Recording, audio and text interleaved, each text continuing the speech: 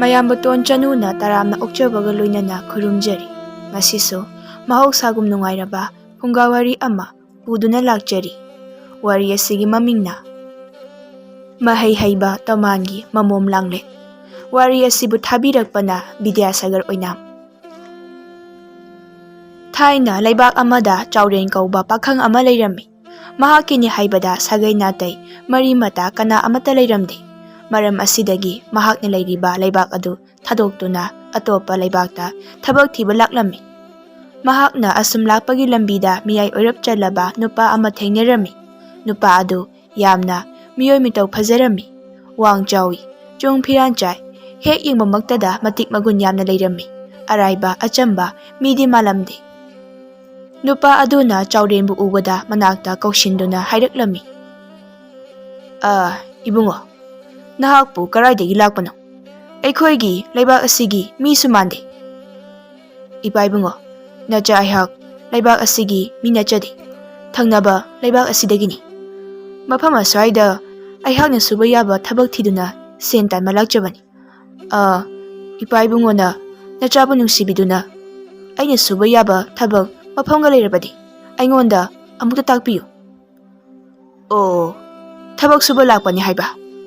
ꯐꯔꯦ, ꯑꯗꯨꯗꯤ ꯌꯦꯡꯉꯣꯏ, ꯏꯄꯥꯒꯤ ꯌꯨꯝꯗ ꯆꯠꯂꯁꯤ꯫ ꯏꯄꯥꯁꯨ ꯅꯍꯥꯛꯀꯨꯝꯅ ꯃꯁꯥ ꯃꯎ ꯐꯕ ꯄꯥꯈꯪ ꯃꯆꯥ ꯑꯃꯠꯇ ꯊꯕꯛ ꯁꯨꯍꯟꯒꯦ ꯍꯥꯏꯗꯨꯅ ꯊꯤꯔꯛꯂꯤꯕꯅꯤ꯫ ꯑꯗꯨꯒꯅꯦ, ꯅꯍꯥꯛꯅ ꯀꯔꯤꯒꯨꯝꯕ ꯏꯄꯥꯒꯤꯗ ꯊꯕꯛ ꯁꯨꯒꯦ ꯍꯥꯏꯔꯕꯗꯤ ꯆꯍꯤ 3ꯗꯤ ꯁꯨꯡꯁꯣꯏ ꯁꯣꯏꯗꯅ ꯏꯄꯥꯒꯤꯗ ꯊꯕꯛ ꯇꯧꯒꯗꯕꯅꯤ꯫ ꯑꯍꯥꯟꯕ ꯆꯍꯤꯒꯤ ꯑꯋꯥꯃꯟ ꯑꯣꯏꯅ ꯁꯦꯟꯌꯦꯛ ꯈꯧꯖꯥꯎ ꯑꯃ ꯄꯤꯒꯦ꯫ ꯑꯅꯤꯁꯨꯕ ꯆꯍꯤꯒꯤ ꯑꯋꯥꯃꯟꯗꯤ ꯁꯦꯟꯌꯦꯛ ꯈꯧꯖꯥꯎ 2 ꯄꯤꯒꯦ꯫ ꯑꯗꯨꯒ ꯑꯍꯨꯝꯁꯨꯕ ꯆꯍꯤ ꯑꯗꯨꯒꯤꯅ ꯁꯦꯟꯌꯦꯛ ꯈꯧꯖꯥꯎ 3 ꯄꯤꯒꯦ꯫ "ꯍꯣꯏ, ꯐꯒꯅꯤ ꯏꯄꯥ ꯏꯕꯨꯡꯉꯣ꯫ ꯅꯆꯥ ꯑꯩꯍꯥꯛ ꯏꯄꯥ ꯏꯕꯨꯡꯉꯣꯅ ꯍꯥꯏꯔꯤꯕ ꯋꯥꯐꯝ ꯑꯗꯣ ꯂꯣꯏꯅꯃꯛ ꯌꯥꯖꯔꯦ꯫ ꯑꯗꯨꯕꯨ ꯏꯄꯥ ꯏꯕꯨꯡꯉꯣ, ꯅꯆꯥ ꯑꯩꯍꯥꯛꯅ ꯁꯨꯒꯗꯧꯔꯤꯕ ꯊꯕꯛ ꯑꯗꯨꯕꯨ ꯀꯔꯤꯅꯣ?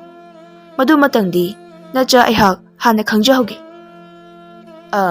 "ꯅꯍꯥꯛꯅ ꯇꯧꯒꯗꯕ ꯊꯕꯛ ꯍꯥꯏꯕꯕꯨ ꯏꯄꯥꯅ ꯍꯥꯏꯕ ꯋꯥ ꯑꯗꯨ ꯈꯛꯇꯃꯛ ꯅꯍꯥꯛꯅ ꯏꯟꯕ, ꯃꯁꯤꯈꯛꯅꯤ꯫ ꯑꯗꯨꯒꯅꯦ, ꯅꯄꯥ ꯑꯩꯍꯥꯛ ꯑꯁꯤ ꯂꯩꯕꯥꯛ ꯑꯁꯤꯒꯤ ꯑꯐꯥꯎꯕ ꯃꯥꯏꯕ ꯑꯃꯅꯤ꯫ ꯑꯩꯍꯥꯛꯀꯤ ꯏꯇꯤꯛ ꯏꯒꯨꯜ ꯑꯁꯤ ꯂꯩꯕꯥꯛ ꯑꯁꯤꯗꯇ ꯅꯠꯇꯅ ꯑꯇꯩ ꯑꯇꯣꯞꯄ ꯂꯩꯕꯥꯛ ꯀꯌꯥꯗꯁꯨ ꯃꯤꯌꯥꯝꯅ ꯃꯥꯏꯕ ꯇꯣꯃꯥꯟ ꯍꯥꯏꯅ ꯈꯪꯅꯔꯤꯕꯅꯤ꯫ ꯅꯍꯥꯛꯀꯤ ꯐꯠꯇꯅꯕ ꯏꯄꯥꯅ ꯀꯔꯤꯁꯨ ꯇꯧꯔꯣꯏꯗ."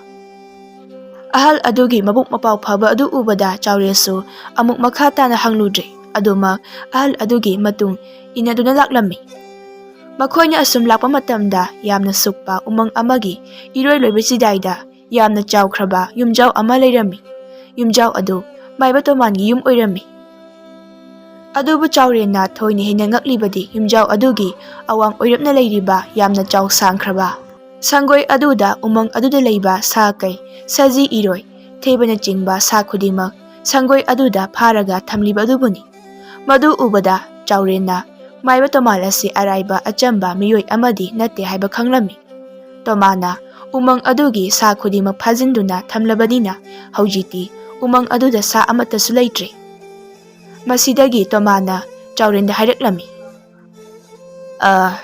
"ꯌꯦꯡꯉꯣ ꯏꯕꯨꯡꯉꯣ, ꯑꯍꯥꯟꯕ ꯆꯍꯤ ꯑꯁꯤꯒꯤ ꯑꯣꯏꯅꯗꯤ ꯅꯍꯥꯛꯅ ꯑꯩꯍꯥꯛꯀꯤ ꯁꯪꯒꯣꯏ ꯑꯁꯤꯗ ꯂꯩꯔꯤꯕ ꯌꯥꯝꯈ꯭ꯔꯕ ꯁꯥ ꯃꯌꯥꯝ ꯑꯁꯤꯒꯤ ꯃꯆꯤꯟꯖꯥꯛ ꯑꯁꯤ ꯅꯍꯥꯛꯅ ꯊꯥꯗꯨꯅ ꯃꯈꯣꯏꯕꯨ ꯅꯤꯡꯊꯤꯅ ꯁꯦꯟꯅꯒꯗꯕꯅꯤꯀꯣ." ꯆꯥꯎꯔꯦꯟꯁꯨ ꯍꯣꯏ ꯍꯥꯏꯔꯝꯗꯨꯅ ꯃꯍꯥꯛꯀꯤ ꯊꯕꯛ ꯑꯗꯨꯕꯨ ꯌꯥꯝꯅ ꯃꯄꯨꯛꯅꯤꯡ ꯆꯪꯅ ꯅꯤꯡꯊꯤꯅ ꯇꯧꯖꯔꯝꯃꯤ꯫ ꯇꯣꯃꯥꯟꯁꯨ ꯆꯥꯎꯔꯦꯟꯒꯤ ꯆꯦꯛꯁꯤꯟꯖꯕ ꯃꯇꯧ ꯑꯗꯨꯗ ꯑꯄꯦꯟꯕ ꯐꯥꯎꯖꯔꯝꯃꯤ꯫ ꯃꯇꯧ ꯑꯁꯨꯝꯅ ꯆꯍꯤ ꯑꯃ ꯑꯗꯨ ꯃꯄꯨꯡ ꯐꯥꯅ ꯆꯥꯎꯔꯦꯟꯅ ꯃꯍꯥꯛꯀꯤ ꯊꯕꯛ ꯑꯗꯨꯕꯨ ꯃꯥꯏ ꯄꯥꯛꯅ ꯇꯧꯔꯝꯃꯤ꯫ ꯇꯣꯃꯥꯟꯅ ꯆꯥꯎꯔꯦꯟꯗ ꯍꯥꯏꯔꯛꯏ꯫ "ꯏꯕꯨꯡꯉꯣ ꯆꯥꯎꯔꯦꯟ, ꯅꯍꯥꯛꯅ ꯏꯄꯥꯒꯤ ꯊꯕꯛ ꯑꯁꯤ ꯆꯍꯤ ꯑꯃ ꯃꯥꯏ ꯄꯥꯛꯅ ꯄꯥꯡꯊꯣꯛꯄ ꯉꯝꯕꯁꯤꯗ ꯏꯄꯥ ꯄꯦꯜꯂꯦ꯫ ꯑꯗꯨꯒ ꯌꯦꯡꯉꯣꯏ, ꯉꯁꯤ ꯍꯥꯏꯕ ꯅꯨꯃꯤꯠ ꯑꯁꯤꯗꯒꯤ ꯅꯍꯥꯛ ꯑꯅꯤꯁꯨꯕ ꯆꯍꯤꯒꯤ ꯑꯅꯧꯕ ꯊꯕꯛ ꯑꯃꯃꯨꯛ ꯇꯧꯔꯒꯗꯕꯅꯤꯀꯣ." "ꯐꯒꯅꯤ ꯏꯄꯥ ꯏꯕꯨꯡꯉꯣ꯫ ꯑꯗꯨꯕꯨ ꯏꯄꯥ ꯏꯕꯨꯡꯉꯣ, ꯅꯅꯥꯏ ꯑꯩꯍꯥꯛꯅ ꯑꯅꯤꯁꯨꯕ ꯆꯍꯤ ꯑꯁꯤꯒꯤ ꯑꯣꯏꯅ ꯁꯨꯖꯒꯗꯧꯔꯤꯕ ꯊꯕꯛ ꯑꯗꯨꯅ ꯀꯔꯤ ꯑꯣꯏꯔꯕꯅꯣ?" "ꯏꯄꯥ ꯍꯥꯏꯒꯦ ꯇꯥꯔꯣ꯫ ꯏꯄꯥꯅ ꯅꯍꯥꯛ ꯑꯁꯤ ꯏꯄꯥꯒꯤ ꯍꯩꯖꯕ ꯃꯍꯩ ꯑꯃ ꯁꯤꯖꯤꯟꯅꯗꯨꯅ ꯅꯍꯥꯛꯄꯨ ꯊꯦꯕ ꯑꯃ ꯑꯣꯏꯅ ꯑꯣꯜꯍꯟꯒꯗꯧꯔꯤꯕꯅꯤ꯫ ꯑꯗꯨꯒ ꯅꯍꯥꯛꯄꯨ ꯎꯃꯪ ꯑꯁꯤꯗ ꯊꯥꯗꯣꯛꯇꯨꯅ ꯆꯠꯍꯟꯈꯤꯒꯗꯧꯔꯤꯕꯅꯤ꯫ ꯑꯗꯨꯒ ꯆꯍꯤ ꯑꯃ ꯃꯄꯨꯡ ꯐꯥꯔꯛꯂꯕ ꯃꯇꯝꯗ ꯏꯄꯥꯅ ꯅꯍꯥꯛꯄꯨ ꯑꯃꯨꯛ ꯀꯧꯔꯛꯀꯅꯤ꯫ Matam aduda nahak ipagi nakta amuk halakadabaniko. Phagani ipaibungo. Nacha aihak ipaibungon takpiba wafam khudimak kaujaroi. Masidagi Tomana machinda karino khangdaba laiwa khara soladuna Chaurengi kokta ahumlak nanthabirami. Khudak aduda Chaurel adu angauba machugi theba ama onthoraklami aduga umang adomda Chaurel adu phan chongladuna chenkhirami. Mahakna umang aduda asum sangsilakpa matamdadi sa tanba kangbu ahum marina sa koiti thina leirami. Adubu makhoina umang aduda sa amatasu thibadi phanglamde maramdi umang aduda leiba sa loinamakti maiba Tomana phaduna thamlibani. Chaurena onba theba aduna phan chongladuna lakpa aduda sa tanmasing adunasu uredo. Madudagi sa tanmasingi luchingba aduna hairai. Hai, khongburoi sa. Masida angau machugi phajakraba theba ma leiri hei. Masi natana saukraba umang asida atay topa samatasu aikhoina thiba phangdri. Aduna masi oini hekta pharasi. Asi hairaduna sa tanba mayam aduna Chaurenbu makhoina pairakliba khulai adu sijinnaduna koitan tanaraklami. Chaurelsu makhoina phangdanabani haiduna narak mongsona chingmada koichen chenduna lotlami. Aduga mahaki masada yamna nungaiba amasu phaujerami. Aduga hairai. Theba onmasidi yam nungaiba janiko. Aihakna taibang mi oiringi matamdadi asuk yamna yangna chenba aduga chongmase ngamlamdi. Matau asumna theba onduna anisuba chahi adumasu haukhri. Nongmagi numitni. Tomana machinna laiwa ama soladuna Chaurenbu mahaki manakta kauraklami. Thinthadana Chaurelsu chongduna Tomagi manaktamna chelaklami. Aduga Tomana laiwa ama sonduna Chaurenbu haneng taibang miyoiba oina onthoraklami. Aduga hairai. Nupa macha. Nahakpu theba ma oina matam khara leiribadubu kamdawbage. Ipaibungo. Nacha aihakti taibang miyoiba oina leibabudi theba ma oina onduna leibadunabu hena pamjaida. Aihakna theba onduna leiruba matam kharaduda aihakna hojik koina chapadasu yoba ngamlaroidaba mafam kaya amasu yamna yangna chongduna chatpa ngami. Chumi. Nahakna hariba wafam adu. Adubani nupa macha. Aikhoi taibang miyoiba sidagi henba atay atopa jiba pamba amata leitabani haiba simadi nahak khak kawba yadeko. Aduga yengoi. Hojikti ahum suba chahigi nahakna tawgadaba thabak ado ipana hairage taro. Haibiyu ipaibungo. Nacha aihak ipaibungoni pibigadariba sinthadubu yajarage haiduna khawrangna ngaijari. Handakti nahak nga macha ama oina onduna aikhoigi leibak asibu ikoi siliba chau sanglaba turere asida koini iroiduna leigadabani. Phagani ipaibungo. Nacha aihak ipaibungoni takpiriba adumak tawjagani. Masidagi Tomana hanagi matawgum machindagi laiwa khara soladuna Chaurengi makokta ahumlak nanthabiraklami. Aduga khudak aduda Chaurel adu sana machugi nga macha ama onthokhirami. Chaurena oliba sanagi nga macha adu Tomana puduna turel aduda thadabirami. Aduga Chaurel adu turel adugi aruba ising aduda iroiduna sanajarami. Mahakna mabukningda khanjai. Nga oibasidi yamna nungaiba janiko. Aihakna hana oikhiba thebadubudi nga macha ama oina oibasinabu hena nungaikhida aihakti. Asomna turel aduda leptana iroiduna lakpana mahakna yamna chawkhraba ising chaibi ama thunglammi. Ising chaibi adugi mapan oirapna arangbu likli ngaktana saba chawkhraba yamna phajakraba konung ama leirami. Konung adu urubadagi Chaurendi pungau hek ngawkhri. Mathanta tapna haijarami. Konung asidi onthoknasu phajakhridako. Karamba matik magu leiba taibang miyuiba kanagi konungbu origaba. Natragana taibang sembiba mapu mahaki pothaphambu origadra. Tanja asimaktada konung adugi mathak thangba thongnau adu hangdoraklami. Thongnau adudagi masak mataw yamna phajakraba yengmada pukning huningai oina changkholabi leisabi macha ama turen adomda yengthoraklami. Chaurendi nupi adubu urubada amukki hena pungau ngawba haibadu oikhri. Adubu mahaki mabukningda chingnaba amadi phaujarami. Aso ningthijakhrabi nupi asina chawkhraba konung asida karigidamak matomda leiribano. Aduga mahakki ningthijaraba maithong asida awaba nungaitabagi mamisu tari. Aihak taibang miyoiba ama onduna nupisi manakta amuktang changduna wari sanaba phanglabadi yamna nungaijarangadabani. Adubu luribadi aihakti ipa ibunguna ngasai aingonda sonbirakiba laiwa adudi khangde. Nason pikna takibadu natana aihakna kamdawna khangani. Aihak amuktang munna tasinduna laiwa adubu ningsingdaba yadi. Adubu laiwa adudi mahakna phana kana hotnadunasu ningsinglau haiba yaramdi. Khanba yaba khallabagi tungda kaina thangdadi laiwa adu ningsinglaklammi. Laiwa adubu mahakna tapna sonduna mahakki hanagi taibang miyoiba ama oibagi saktam aduda onthoraklammi. Aduga liklina sariba konung adugi manungda chonglaklammi. Mafam aduda lairamba nupi aduna mahakpu ubada masa adu yamna ngakpaga loinana pakhatpa amasu phaujarami. Aduga hairai, kanano nahakpo? Mafam asida nahak matau karamna laklibano? Asuk kuiba matam ase taibang miyoiba matasu aihakki inak asida yorokpa ngamdri. Aduga nahakna kamdawna aihakki konung asida thunglaribano? He saenbi sargagi lairembi makka changdamningai odi ningthijarabi nahakna pakhatlibado amukta thadokho. Aihakna mafam asida kamdawna lakhibagi haibagi warido lige taro. Asi hairaduna mahakna mafam aduda nga macha ama onduna lakhiba amadi maiba tomang yanakhiba wafam khudingmakpu nupi aduda liduna khangalami. Aduga makha tana nupi aduda amuk hanglai, adubu ngaikho nahakti mafam asida natomta kamdawna leiramlibano? Nahak ase achamba nupi amadi oiramloi. Ibung saklaba najan aihak ase ibungga chahi ahumgi matam thanaduna yanakhiba maibatomon adugi amata pokchabi machanupini. Aduga najan aihakki mingna Langlin haina kaujai. Kari haiba nahakpu ipa ibungo tomangi machanupini haiba? Aduga ngaikho nahakpu karigidama ipa ibungona mafam asida natona thamlibasigi kari aruba maram leibagi? Ibung najan aihakki handak mapok asida aihakki ipurobe oigadariba misak aduga aihakka punna lalong sinduna ipa ibungoi thawaido mangu haiba lei. Maram asidagi ipa ibungona aihakpu taibang miyoiba kana amataga unaba phangdanaba haiduna mafam asida phaduna thamlibani. Masidagi makoi animak amana amagi wari khangnarabada harau harauna konung aduda leiminarami. Asum leiminarapana makoi anigi marakta apam nungsi phaunaratuna makoi ani yamna nungsinaba haibadu oiraklami. Nongmagi numitni chaurena Langlenda hairai.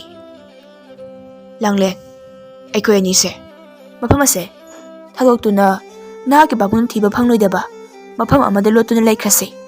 Masi natrabadi aikoi ani punsi chupa himinabagi pambai atopa leiraroi.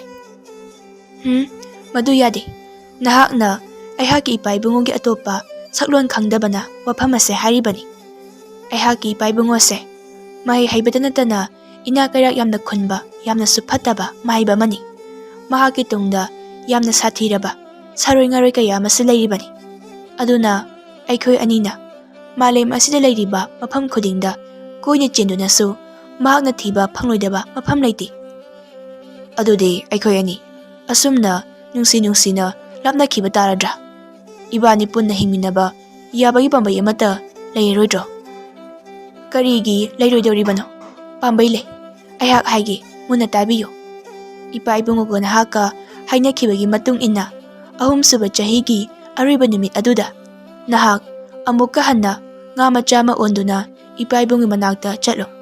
Aduga nahakki chahi ahumgi awaman oina pirakadariba senyek khaujau taruk ado puraga aikhoigi leibak asigi makha pakna leiriba leibak ado lanthokladuna leiriba ningthau wanglingi leibak ado tamna chatlo. Mahakki konung ado yorabada nahakna thabak thiba lakpani haiduna mahakki mafamdagi changjafam lauduna matam khara leyu. Tha kharagi matungda nahakna ningthau adigi maithongda ahongba khara urakani. Urakliba ahongbada atay karisu nati aihakki ipa ibungogi yamkhraba senyam ama mangonda tolibani. Senyam adubu mahakna ꯁꯤꯡꯕ ꯉꯝꯗ꯭ꯔꯕꯗꯤ ꯃꯍꯥꯛꯀꯤ ꯊꯋꯥꯏ ꯑꯗꯣ ꯏꯄꯥ ꯏꯕꯨꯡꯉꯣꯅ ꯂꯧꯈꯤꯒꯗꯧꯔꯤꯕꯅꯤ꯫ ꯑꯗꯨꯕꯨ ꯅꯍꯥꯛꯅ ꯅꯍꯥꯛꯀꯤ ꯂꯩꯖꯔꯤꯕ ꯁꯦꯟꯌꯥꯝ ꯑꯗꯨ ꯄꯤꯗꯨꯅ ꯅꯤꯡꯊꯧ ꯑꯗꯨꯒꯤ ꯃꯇꯦꯡ ꯄꯥꯡꯉꯨ꯫ ꯑꯗꯨꯒ ꯅꯤꯡꯊꯧ ꯑꯗꯨꯒ ꯄꯨꯟꯅ ꯅꯍꯥꯛꯀꯤ ꯁꯛ ꯑꯗꯣ ꯂꯣꯠꯇꯨꯅ ꯏꯄꯥ ꯏꯕꯨꯡꯒꯤ ꯃꯅꯥꯛꯇ ꯁꯦꯟꯌꯥꯝ ꯑꯗꯣ ꯊꯤꯟꯕ ꯂꯥꯛꯀꯗꯕꯅꯤ꯫ ꯃꯐꯝ ꯑꯗꯨ ꯌꯧꯔꯕꯗ ꯅꯍꯥꯛꯅ ꯏꯄꯥ ꯏꯕꯨꯡꯉꯣꯕꯨ ꯁꯥꯎꯅꯕ ꯊꯕꯛ kaya ꯑꯃ ꯇꯧ꯫ ꯑꯗꯨꯒ ꯃꯍꯥꯛꯅ ꯁꯥꯎꯔꯛꯂꯕ ꯃꯇꯝꯗ ꯅꯍꯥꯛꯀꯤ ꯅꯐꯝꯗ ꯋꯥꯍꯪ 3ꯒꯤ ꯄꯥꯎꯈꯨꯝ ꯄꯤꯌꯨ, ꯅꯠꯇ꯭ꯔꯕꯗꯤ ꯅꯍꯥꯛꯀꯤ ꯊꯋꯥꯏ ꯂꯧꯒꯅꯤ ꯍꯥꯏꯔꯛꯀꯅꯤ꯫ ꯃꯗꯨꯗ ꯅꯍꯥꯛꯅ ꯋꯥꯍꯪ 3 ꯑꯗꯣ ꯆꯨꯝꯅ ꯄꯥꯎꯈꯨꯝ ꯄꯤꯒꯗꯕꯅꯤ꯫ ꯆꯥꯎꯔꯦꯟꯅ ꯃꯔꯛ ꯊꯠꯇꯨꯅ ꯍꯥꯏꯔꯛꯏ, "ꯑꯦ, ꯀꯩ ꯍꯥꯏꯕ? ꯋꯥꯍꯪ 3ꯒꯤ ꯄꯥꯎꯈꯨꯝ ꯄꯤꯒꯗꯕꯅꯤ ꯍꯥꯏꯕ?" "ꯍꯣꯏ, ꯆꯨꯝꯃꯤ, ꯋꯥꯍꯪ 3ꯒꯤ ꯄꯥꯎꯈꯨꯝ꯫ ꯑꯍꯥꯟꯕ ꯋꯥꯍꯪꯗ ꯑꯩꯍꯥꯛꯀꯤ ꯏꯆꯥꯅꯨꯄꯤ ꯂꯥꯡꯂꯦꯟ ꯑꯗꯣ ꯀꯗꯥꯏꯗ ꯂꯩꯕꯒꯦ ꯍꯥꯏꯅ ꯍꯪꯂꯛꯀꯅꯤ꯫ ꯃꯇꯝ ꯑꯗꯨꯗ ꯅꯍꯥꯛꯅ ꯑꯩꯍꯥꯛꯇꯤ ꯇꯨꯔꯦꯟ ꯈꯣꯅꯨꯡꯗ ꯏꯁꯤꯡ ꯆꯥꯏꯕꯤ ꯑꯃꯒꯤ ꯇꯣꯔꯕꯥꯟꯗ ꯂꯩ ꯍꯥꯏꯅ ꯈꯨꯝꯃꯨ꯫ ꯑꯅꯤꯁꯨꯕ ꯋꯥꯍꯪꯗ ꯑꯩꯍꯥꯛꯀꯤ ꯏꯆꯥ ꯂꯥꯡꯂꯦꯟ ꯑꯗꯣ ꯅꯍꯥꯛꯅ ꯁꯛꯈꯪꯕꯗꯤ ꯉꯝꯒꯗ꯭ꯔꯥ ꯍꯥꯏꯅ ꯍꯪꯂꯛꯀꯅꯤ꯫ ꯃꯗꯨꯗ ꯅꯍꯥꯛꯅ ꯉꯝꯒꯅꯤ ꯍꯥꯏꯅ ꯈꯨꯝꯃꯨ꯫ ꯑꯗꯨꯒ ꯏꯄꯥ ꯏꯕꯨꯡꯉꯣꯅ ꯑꯩꯍꯥꯛꯀ ꯁꯛ ꯃꯥꯟꯅꯕ ꯅꯨꯄꯤ ꯃꯌꯥꯝ ꯑꯃ ꯃꯤꯇ꯭ꯔꯪ ꯇꯧꯗꯨꯅ ꯅꯍꯥꯛꯀꯤ ꯃꯥꯡꯗ ꯊꯣꯛꯍꯜꯂꯛꯀꯅꯤ꯫ ꯅꯨꯄꯤ ꯃꯌꯥꯝꯗꯨꯒꯤ ꯃꯔꯛ ꯑꯗꯨꯗ ꯑꯩꯍꯥꯛꯁꯨ ꯌꯥꯎꯒꯗꯧꯔꯤꯕꯅꯤ꯫ ꯑꯗꯨꯕꯨ ꯅꯍꯥꯛꯅ ꯈꯪꯒꯗꯕꯗꯤ ꯂꯩꯔꯤꯕ ꯅꯨꯄꯤ ꯃꯌꯥꯝ ꯑꯗꯨꯒꯤ ꯃꯔꯛꯇ ꯅꯨꯃꯤꯠꯀꯤ ꯃꯉꯥꯜꯅ ꯌꯩꯕ ꯃꯇꯝꯗ ꯂꯩꯃꯥꯏꯗ ꯃꯍꯥꯛꯀꯤ ꯃꯃꯤ ꯇꯥꯔꯤꯕ ꯅꯨꯄꯤ ꯑꯗꯣ ꯑꯩꯍꯥꯛꯅꯤ ꯍꯥꯏꯕꯁꯦ ꯈꯪꯒꯗꯕꯅꯤ꯫ ꯃꯔꯝꯗꯤ ꯑꯩꯍꯥꯛ ꯅꯠꯇꯅ ꯑꯇꯩ ꯑꯇꯣꯞꯄ ꯅꯨꯄꯤꯁꯤꯡ ꯑꯗꯨꯒꯤ ꯃꯃꯤꯗꯤ ꯂꯩꯃꯥꯏꯗ ꯈꯛ ꯇꯥꯔꯛꯂꯣꯏ꯫ ꯑꯍꯨꯝꯁꯨꯕ ꯋꯥꯍꯪꯗ ꯏꯄꯥ ꯏꯕꯨꯡꯉꯣꯒꯤ ꯊꯋꯥꯏ ꯑꯗꯣ ꯀꯗꯥꯏꯗ ꯂꯩꯕꯒꯦ ꯍꯥꯏꯅ ꯍꯪꯂꯛꯀꯅꯤ꯫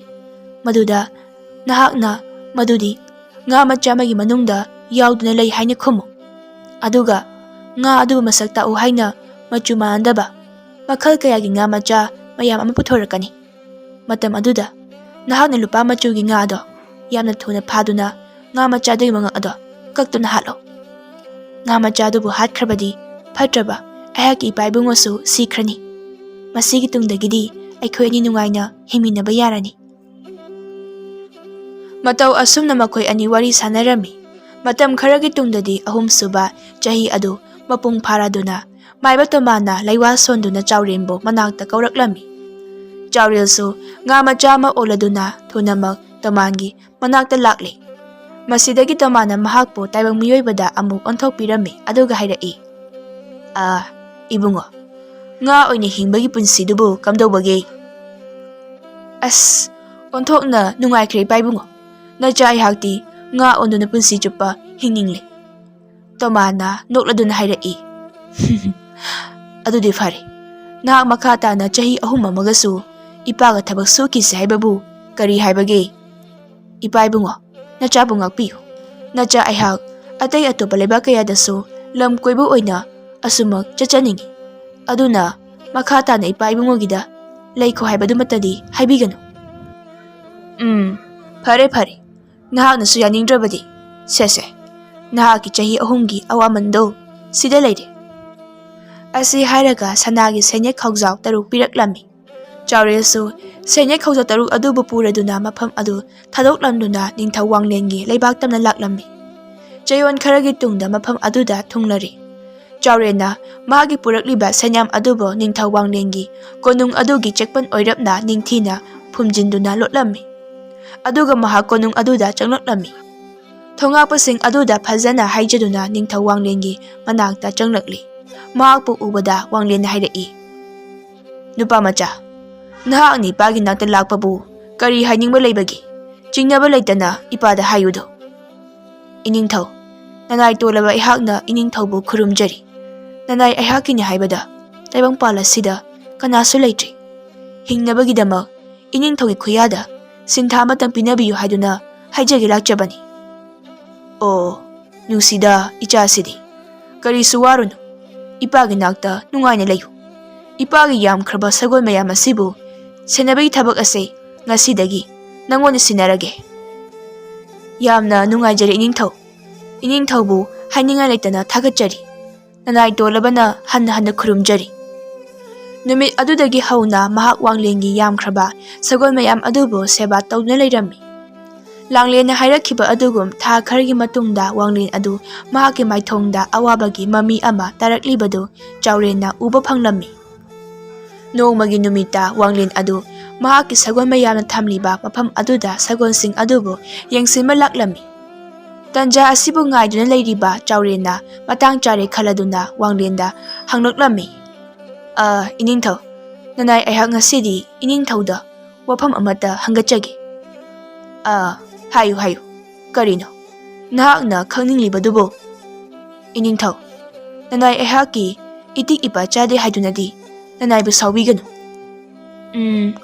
Ngasi ngarang ase iningthaugi maithongda awabagi mami ama taribadu nanai aihakna ujai.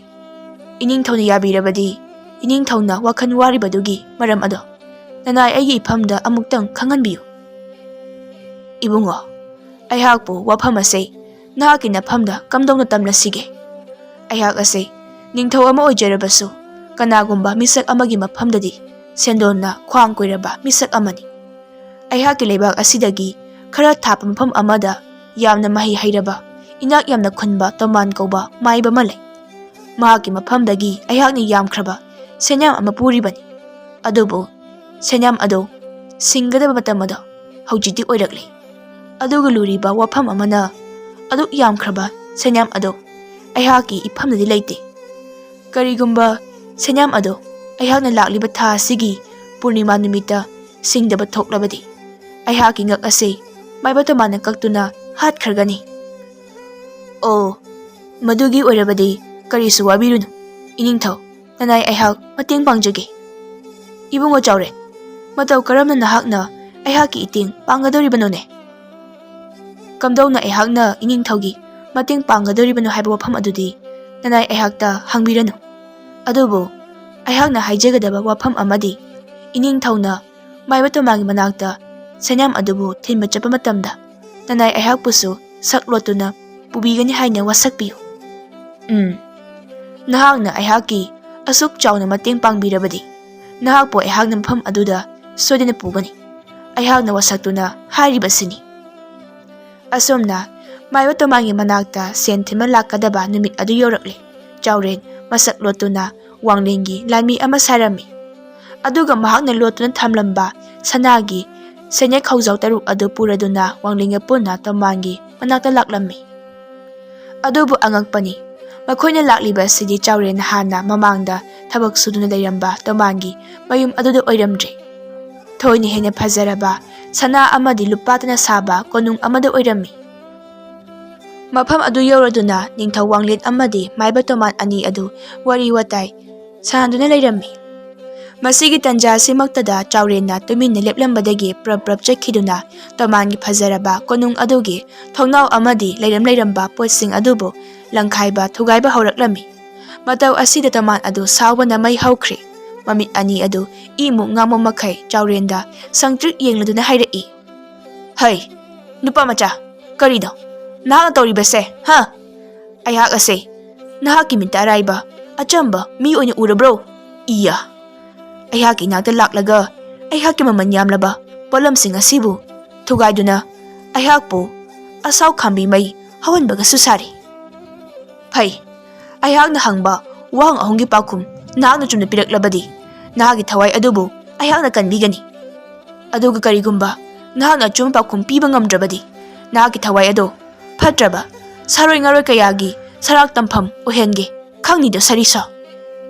Chauren thawai sa sadana tapna khumlai. Ipai bongona hangbigadoriba wahang ahumado khumnabagidamak nacha aihak sem saba loijari. Yarabadi matam manghanba tawduna thonamak wahangsing ado hangbiraklo. Phai ahanba wahang ase hairaga taro. Aihakki amata pokchabi ichanupi Langlin ado mafam karaida leibagi. Ipai bungogi icha Langlin adudi turen khongnunggi ising chaibi amagi makhongda naitom leirido. Nahakti wafam asidi matau kamdana khanglibana. Phare adudi nahak aihakki icha Langlin adubu masak takpa ngamgadra? Ipai bungo madudi nacha aihakki iphamda karisu leiba wafam nachade. Aduna aihakna soidana Langlinbu sak takpa ngamjagani. Phare adudi ase haraga machinda laiwa khara solami aduga Langlin masamak yauna mahakka masak chap manabi nupi mayam ama tholaktuna makhoi mamangda leplare. ꯇꯧꯔꯤꯕ ꯃꯇꯧ ꯑꯁꯤꯗ ꯅꯤꯡꯊꯧ ꯋꯥꯡꯂꯦꯟꯗꯤ ꯆꯥꯎꯔꯦꯟ ꯑꯃꯗꯤ ꯂꯥꯡꯂꯦꯟ ꯑꯅꯤꯒꯤ ꯋꯥꯔꯤ ꯈꯪꯕ ꯅꯠꯇꯦꯗꯣ꯫ ꯑꯗꯨꯅ ꯃꯍꯥꯛꯀꯤ ꯃꯐꯝꯗꯗꯤ ꯑꯉꯛꯄ ꯍꯥꯏꯕꯗꯨ ꯑꯣꯏꯔꯤꯕꯅꯤ꯫ ꯆꯥꯎꯔꯦꯟꯅ ꯂꯦꯞꯂꯤꯕ ꯅꯨꯄꯤꯁꯤꯡ ꯑꯗꯨꯗ ꯑꯁꯨꯝ ꯌꯦꯡꯗꯨꯅ ꯂꯥꯛꯄꯗ ꯅꯨꯄꯤ ꯑꯃꯈꯛꯀꯤ ꯃꯃꯤ ꯑꯗꯨ ꯂꯩꯃꯥꯏꯗ ꯇꯥꯗꯨꯅ ꯂꯩꯕꯗꯨꯕꯨ ꯎꯔꯝꯃꯤ꯫ ꯃꯁꯤꯗꯒꯤ ꯃꯍꯥꯛꯅ ꯅꯨꯄꯤ ꯑꯗꯨꯒꯤ ꯈꯨꯗꯥꯡ ꯑꯗꯨꯕꯨ ꯇꯥꯞ ꯂꯥꯎꯅ ꯄꯥꯏꯗꯨꯅ ꯆꯤꯡꯂꯒ ꯇꯝꯃꯥꯒꯤ ꯃꯃꯥꯡꯗ ꯂꯦꯞꯍꯜꯂꯝꯃꯤ꯫ ꯑꯗꯨꯒ ꯍꯥꯏꯔꯛꯏ, "ꯏꯄꯥꯏꯕꯨꯡꯉꯣ, ꯏꯄꯥꯏꯕꯨꯡꯉꯣꯒꯤ ꯏꯆꯥ ꯂꯥꯡꯂꯦꯟ ꯑꯗꯣ ꯑꯩꯍꯥꯛꯅ ꯈꯨꯗꯥꯡ ꯄꯥꯏꯗꯨꯅ ꯆꯤꯡꯂꯛꯂꯤꯕ ꯅꯨꯄꯤ ꯑꯁꯤꯅꯤ꯫" ꯇꯣꯃꯥꯟ ꯉꯛꯄꯅ ꯈꯝ ꯊꯦꯡꯈ꯭ꯔꯤ꯫ ꯃꯍꯥꯛ ꯃꯈꯥ ꯇꯥꯅ ꯋꯥꯍꯩ ꯑꯇꯣꯞꯄ ꯍꯥꯏꯔꯨꯕ ꯇꯧꯗꯅ ꯑꯍꯨꯝꯁꯨꯕ ꯋꯥꯍꯪ ꯑꯗꯨꯕꯨ ꯑꯃꯨꯛ ꯍꯪꯂꯛꯏ꯫ "ꯑꯩꯍꯥꯛꯀꯤ ꯑꯍꯨꯝꯁꯨꯕ ꯋꯥꯍꯪ ꯑꯁꯦ ꯍꯪꯂꯒꯦ ꯇꯥꯔꯣ꯫ ꯑꯩꯍꯥꯛꯀꯤ ꯃꯔꯨ ꯑꯣꯏꯔꯤꯕ ꯊꯋꯥꯏ ꯑꯗꯣ ꯀꯔꯥꯏꯗ ꯂꯣꯠꯇꯨꯅ ꯊꯝꯕꯒꯦ?" "ꯃꯗꯨꯗꯤ ꯑꯄꯤꯛꯄ ꯉꯥ ꯃꯆꯥ ꯑꯃꯒꯤ ꯃꯅꯨꯡꯗ ꯂꯣꯠꯇꯨꯅ ꯊꯝꯂꯤ." "ꯑꯗꯨꯗꯤ ꯅꯍꯥꯛ ꯉꯥ ꯃꯆꯥ ꯑꯗꯨꯕꯨꯗꯤ ꯑꯩꯉꯣꯟꯗ ꯁꯛ ꯇꯥꯛꯄ ꯉꯝꯒꯗ꯭ꯔꯥ?"